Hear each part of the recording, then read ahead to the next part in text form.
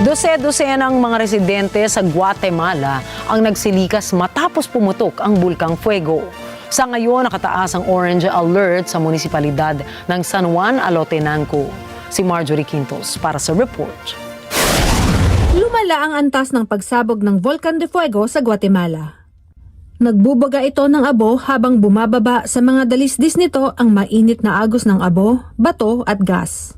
Ayon sa tagapagsalita ng Volunteer Firefighter Group na si Leandro Amado, tinulungan nila ang mga pamilyang voluntaryong humingi ng paglikas.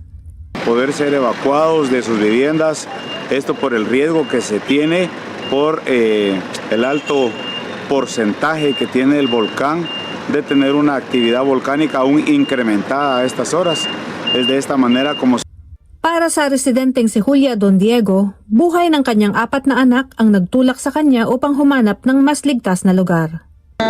Yo tengo 4. Ya viendo todo eso, pues hay que salir.